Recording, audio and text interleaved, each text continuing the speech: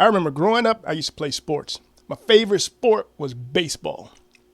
Now, when I first started baseball, I wasn't that great. I'd seen my dad play on his team, softball team, but he played baseball growing up as well. So that's where I kind of developed my interest in baseball. But I didn't play until I was, I can't remember the age, but it's the age where it's player pitch. So maybe like 8 or 9 or something like that. I can't really remember. And a whole bunch of things happened. Number one, I went up my first time at bat. Uh, let's just say I was a little fearful of getting hit by the ball, and I was striking out gracefully for like the first couple games. And then my dad helped me to get over that by taking me to batting practice one day, and he just like basically told me to get on up against the plate, get ready. He hit me with the ball, threw it hard, hit me hard, and then he told me that those kids can't throw as hard as me, so stop being scared. But also, I had to learn some other things like how to actually throw the ball from different positions on the field. It seems simple when you're looking at it now, so I just throw it. But there's some physics in there. You know, you got to have the right angle. You got to have the right force of the arm just to get the ball to the proper momentum to get to the target. So if I'm in left field throwing it to the first baseman, I got to know exactly how to throw it to get it there. If I'm in right field, I got to know how to throw it there.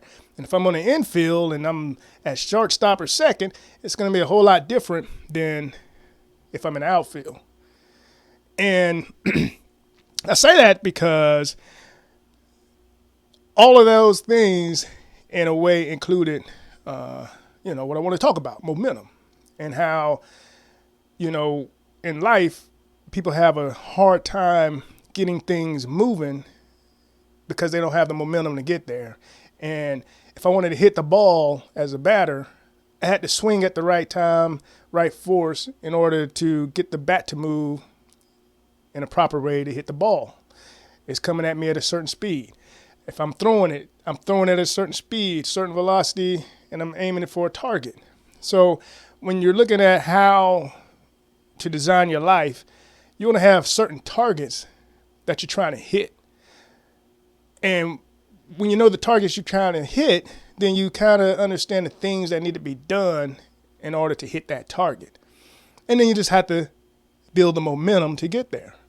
And sports is one thing, but if you look at driving down a road and somebody's pushing a car, if you ever pushed a car, you know it's harder to really direct the car while it's not moving.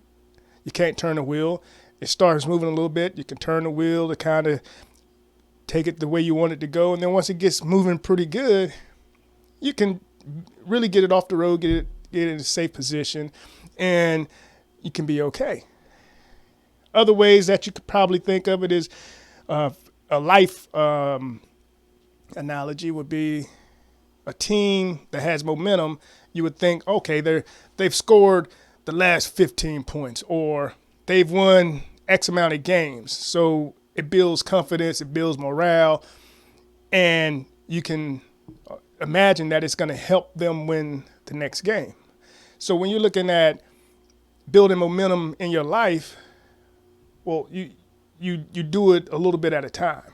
As they say, how do you walk 1,000 miles? And just one step at a time. So taking a look at your life, the things that you want to accomplish, where you see that you need to make some changes.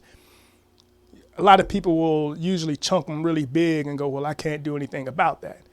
But if you really take time to set that goal and then really look at what it will take to accomplish that, then that goal can be accomplished. So if, for instance, if I'm somebody who wants to get in better shape, I don't say I'm going to go to the gym 7 days a week, eat salad for every meal, stop drinking sodas today, only drink water. I'm not going to do all of that at one time. I'm going to do something I know I can do. If it's, you know what, I'm just going to start drinking water every day, right? Now I'm doing one thing that's healthy, and then I add on to it as time goes on. Another way to look at it is individuals who are looking to reduce debt. They'll do what's called the snowball effect, where they take a little bit extra money, put it on one of the bills. And when that bill is paid off, they take all of that. So if they're paying $50 and add 100, they'll pay 150 until that bill's paid off.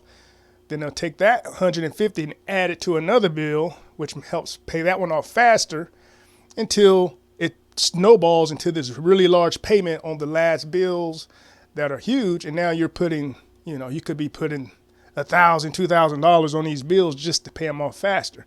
So you did something small, but it had a big effect, and it takes time sometimes. So if you have things that you are not as successful as you would want to be in, then you sit down and you set some goals. You take a look at it, all areas of your life. If it's dealing with health, finances, relationships, your mindset, if you want to start a business, anything like that, you put those goals down, and you don't want to do too many, especially if you know that you have a hard time getting moving, getting started. Pick one and start on that one and get that one moving. Add on to it and then move to the next one. So you pick your goal and then you get started. If I want to lose weight, I'm going to say, okay, my goal is to lose 40 pounds. Tomorrow or today, I might just walk a mile. And my goal is to walk a mile every day until I feel like adding on to it. So maybe I'll walk a mile for a week, and then I'll walk a mile and then lift weights for 20 minutes, whatever it could be. So you want to set your goal and then get started. Then, set a schedule.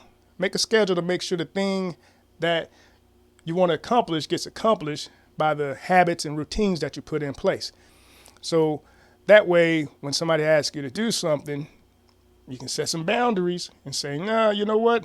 I do want to help you, but I got to help myself first.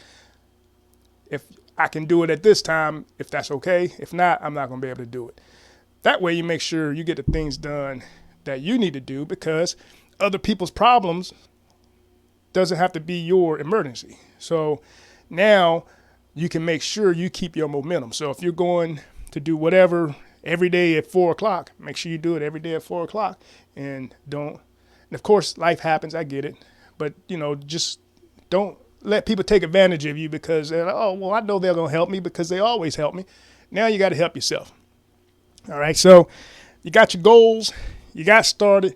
You're setting your schedule. Now,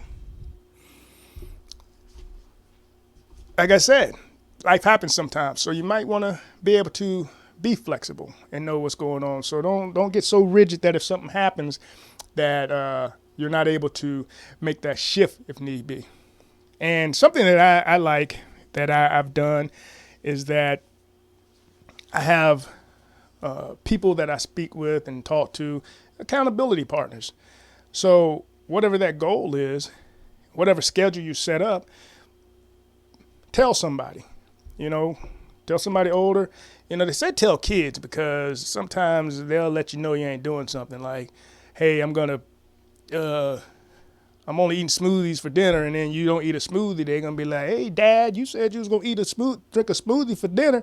And you're going to be like, you right, or you get somebody who is going to hold you accountable. Not somebody that will be the person that calls you to try to do something else, but the person that will call you and say, are you doing it? You don't want to call your friend that also doesn't like working out to be your accountability partner, because y'all might end up at happy hour together, but, just being funny, but, find an accountability partner, and then you just build on from there. So just those few things can get you started, and it can build your momentum moving forward. And then you can take that into the different areas. So you start with one area, start getting that momentum going. And once that becomes a habit and routine, you say, well, I wanted to get into the gym on a regular basis. Now I'm doing it with no problem, but I also need to work on my mindset. So now, you know what? Now that I'm going to the gym and I can do it, I can read a book, I can listen to a book for 20 minutes, or maybe I'll do it when I'm on the treadmill or when I'm walking. So then you can start stacking things until you get a nice, good flow, and it's all easy. So if you keep those few things in mind, I think that some of them may seem small, but when you look back at time, you're gonna see how much you did. So if I read 10 pages of a book, by the end of the year, I could have read a couple of books. But if I say I'm gonna read a book and I try to sit down and read it, I might get discouraged. If I say I'm gonna lose 30 pounds, but I try to do it as fast as possible, I may get discouraged because this happens, that happens, and then I stop. And it's hard to get my momentum back. But if I say, you know what, I'm gonna fall in love with the process, but not necessarily the results, then the results can come because you're gonna be doing the things that are supposed to get you the result. So I hope that helps somebody.